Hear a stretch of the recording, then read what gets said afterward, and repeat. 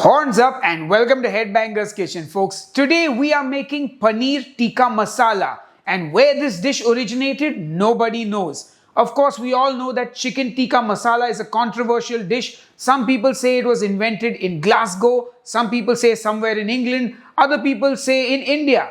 But it is the national dish of the UK, and Paneer Tikka Masala is the vegetarian equivalent to that. Now, who came up with it? I don't know, but if you know, let me know in the comments below. Either way, it's a delicious dish, so let's go and make it. For this recipe, I use some malai paneer. This is top quality paneer that has a melt in your mouth softness, but as I was soon going to learn, it wasn't the most ideal for this recipe. A little firmer paneer would have been easier to work with.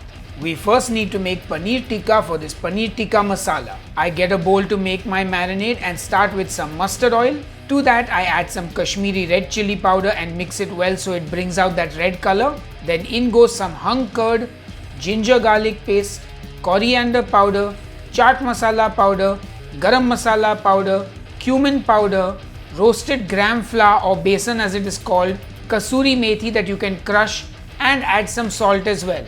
And then give it all a good mix, and our marinade for the paneer is now ready.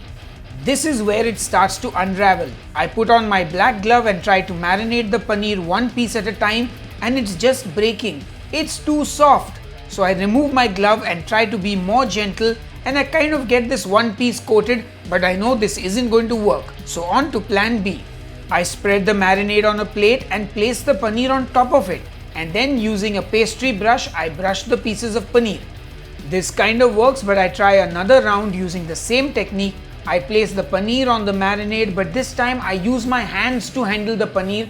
I also pop the paneer in the freezer for 10 minutes before doing this, so that helped to firm it up a little bit. Finally, the paneer was marinated and ready. I got my pan on the stove as it was time to fry the paneer pieces. I heated up some oil and then in goes the paneer. And now I just let the pieces fry on a medium heat and get some color on one side before flipping them over, and when they are cooked, I remove them from the pan. I cook my paneer in two batches as I don't want to crowd the pan. I work very carefully so as to not break the paneer, but finally I get all of it cooked and out of the pan. Into the same pan, I now add some ghee, some whole cumin seeds, some chopped green chilli which I de-seeded because I'm a spice wuss, chopped ginger, chopped garlic, chopped onion, and now I saute them. Cook them for a few minutes till the onions turn translucent and are just getting brown around the edges.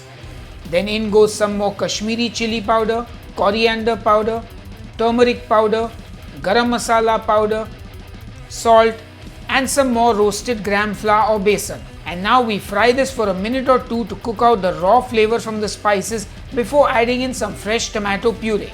You can also use canned tomatoes or store-bought puree, no problem. I also add in some cashew paste made with just cashew nuts and water. Cover it and cook well for 10 to 15 minutes, and make sure you open it up and stir it every once in a while to make sure that nothing is sticking or burning. Then I hit it with the hand blender to smoothen the sauce, but you can leave it nice and rustic if you like. You can also put it into the food processor and strain it to make it even smoother, but this is good enough for me. Then in go some chopped green bell peppers, and I like the bell peppers to have some bite, which is why I add them towards the end of the cooking and not before. I add a bit of kasuri methi and cream to this and mix well before adding in our paneer tikka. I add in only some because the rest will be used for my fancy plating. Mix well and finish with coriander and some more cream. And our paneer tikka masala is done and ready.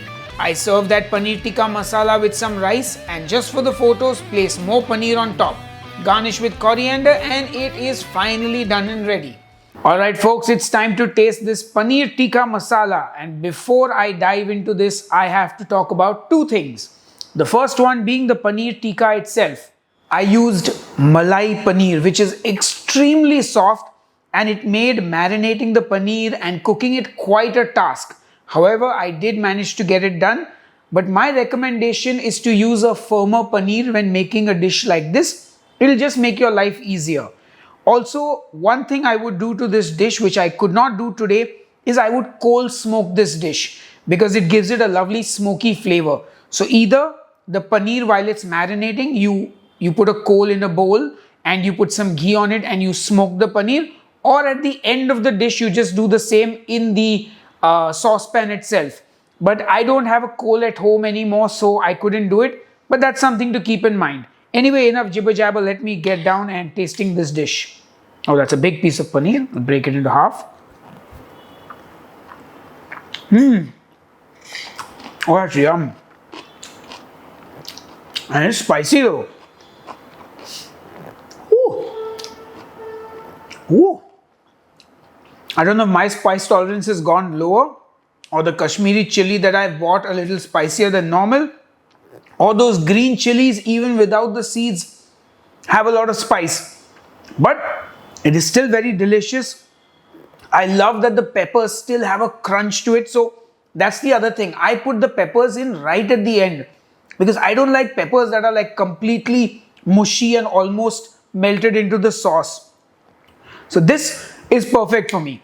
I really hope you guys are going to try this recipe at home. Make it, let me know how it turns out, and I will see you on the next episode of Headbangers Kitchen. Until then, cheers and keep cooking. A big thank you to everyone who supports me on Patreon and here on the YouTube channel memberships.